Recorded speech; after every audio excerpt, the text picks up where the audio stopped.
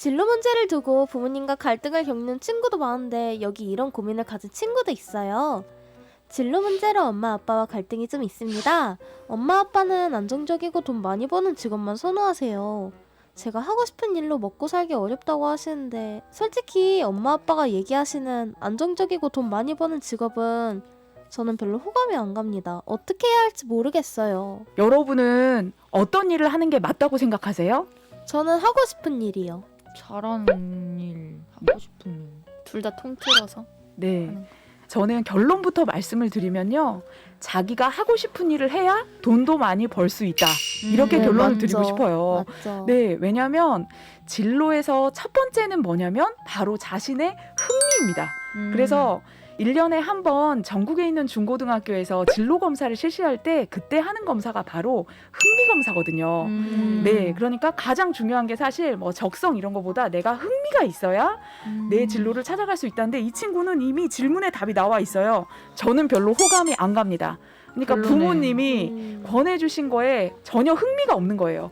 그러면 만약에 이 친구의 부모님이 권해주시는 일이 우리가 딱 아는 안정적이고 돈 잘 벌고 그러면 모두가 뭐 공부 잘하는 애들이 하고 싶고 이러면 게 의사 아니면 변호사 뭐 회계사 이런 직업일 수 있잖아요. 네. 근데 본인은 그런 거에 전혀 흥미가 없다는 거예요.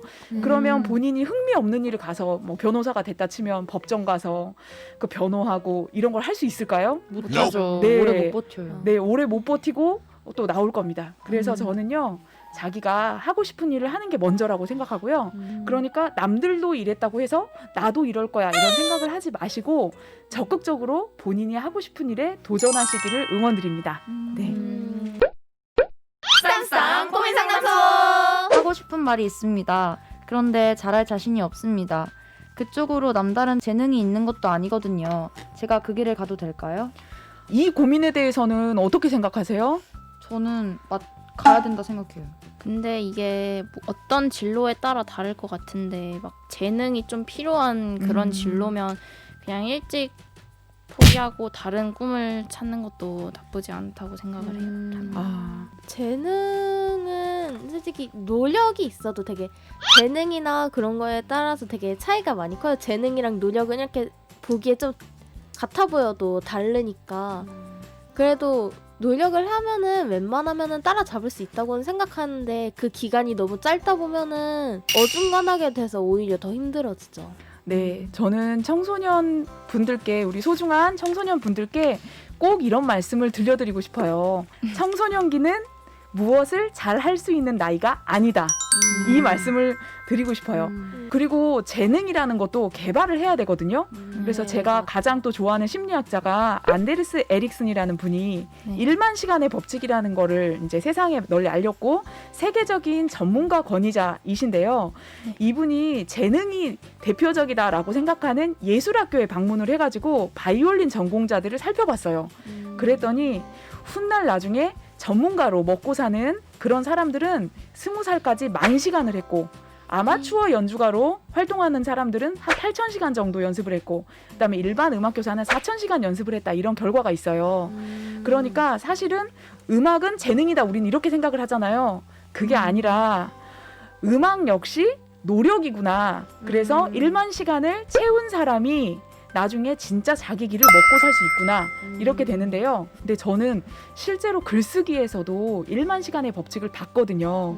그래서 글을 전혀 못 쓰던 친구들이 있어요. 막 문장도 엉망이고 막 플롯도 없고 이런 친구들이 정말 10,000시간 동안 맨날 책 보고 글 읽고 막 이러다 보니까 등단도 하고 딱 10,000시간이 지나니까 정말 그래서 저희 작가 세계에서는 평균 등단 시기를 10,000시간 3년이라고 잡고 있거든요. 그러니까 글쓰기도 재능이다 생각하는데 지금 고등학생이 소설가가 꿈이에요. 그런데 저는 재능이 없는 것 같아요 라고 말을 하면 지금은 글을 잘 쓸 수 있는 나이가 아니에요. 왜냐하면 한 번도 연습해 본 적이 없잖아요. 그래서 자기 하고 싶은 그런 재능이 있다면 가장 큰 재능은 뭐냐면요. 자기 자신을 믿는 재능이라고 생각을 합니다. 그래서 자기 자신을 믿으라고 저는 꼭 말해주고 싶어요. 쌈쌈 고민 상담소. 그러면 저희 학교는 특성화 고등학교라 진학과 취업을 두고 고민하는 친구들이 되게 많아요. 그래서 저희도 대학에 가야 하나 취업을 해야 하나 고민이 크거든요. 그런 거는 어떻게 해결해야 되는지.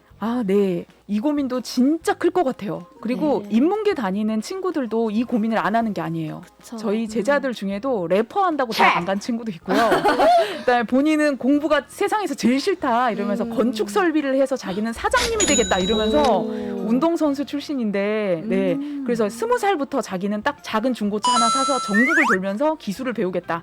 이런 친구도 있어요. 근데 그 친구 얘기 들을 때 좀 멋있지 않나요? 멋있는데. 네, 딱 멋있죠. 그러니까 제가 드리고 싶은 말씀은 20살 이후의 인생이 사실 학벌에 의해서 결정되는 것처럼 착시한 상으로 보이지만 제가 살아보니까 그렇지 않더라고요.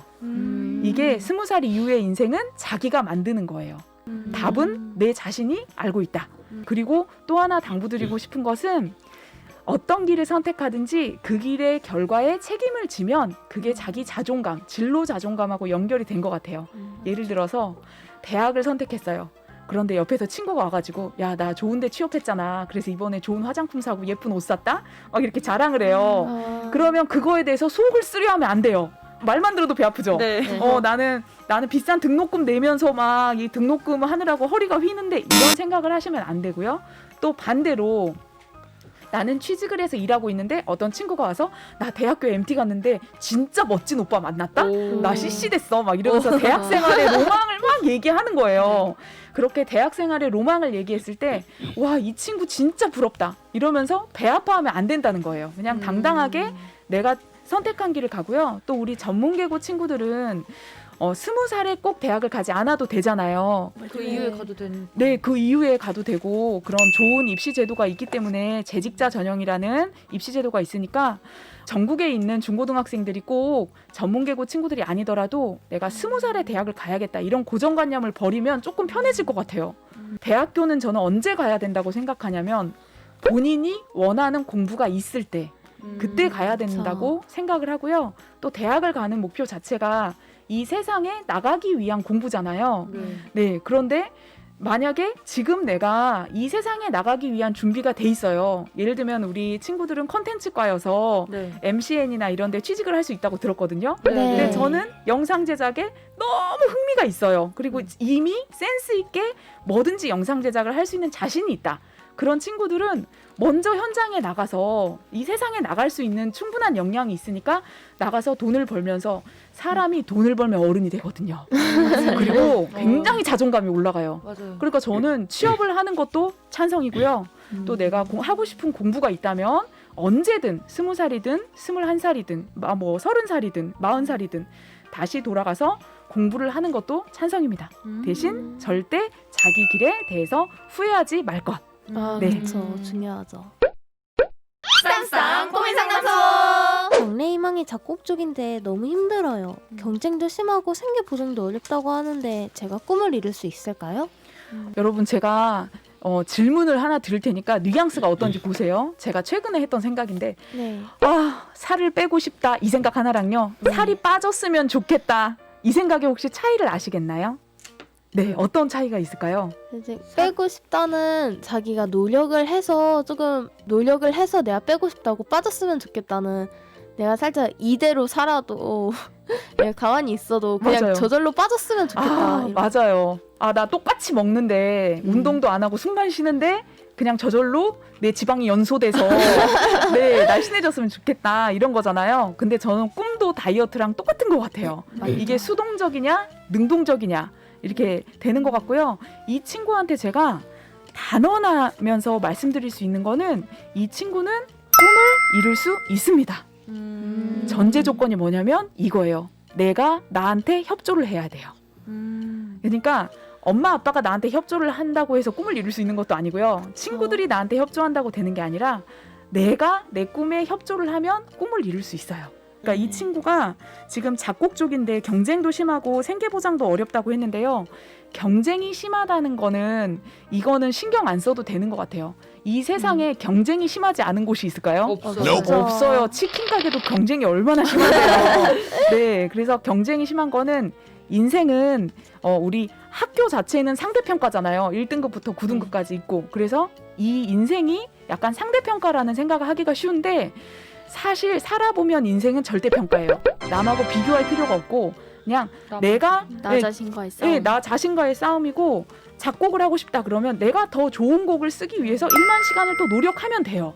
그런데 이런 노력 없이 무서워만 하고 두려워만 하지 않으면 돼요. 그래서 자기 자신을 믿고 이 자기가 되고 싶은 모습하고 지금 현재의 모습의 차이가 크잖아요. 네. 그거를 어떻게 하면 되냐면 뭘로 채우면 되냐면 행동으로 채우면 됩니다. 그래서 열심히 노력하는 도전과 행동으로 채우면 돼요. 그래서 이 사연을 주신 분께는 제가 정말 좋은 곡 쓰시라고 응원을 보내드립니다. 은재쌤 오늘 나와주셔서 정말 감사합니다. 진로에 대한 저희들의 고민과 궁금증을 시원하게 해결해 주셨습니다. 저도 왠지 저만의 길을 찾은 것 같고 그런 느낌도 드는 것 같아요. 저도 은재쌤이 해주신 얘기 잘 듣고 이제 제 진로에 대해서 고민할 때 잘 참고해보도록 할게요. 와, 그렇게 말씀해 주시니까 정말 보람있네요. 저도 오늘 예쁘고 아름다운 우리 새 MC들과 함께해서 행복했습니다. 정말 감사합니다. 안녕. 감사합니다. 쌍쌍 고민 상담소. 오늘은 요즘 10대들의 가장 고민, 꿈을 찾고 꿈을 이루는 법에 대해서 이야기를 나눠봤습니다. 오늘 여기서 마치고요. 저희는 다음 주 이 시간에 다시 찾아뵐게요. 지금까지 MC 보비였고요. MC 유빈이었고 MC 혜민이었습니다. 그리고 작가 박한별, PD 최보연이었습니다. 이 프로그램은 경기도 교육청과 함께합니다. 유튜브 채널 셔틀콕에서도 영상으로 볼 수 있어요. 안녕. 안녕.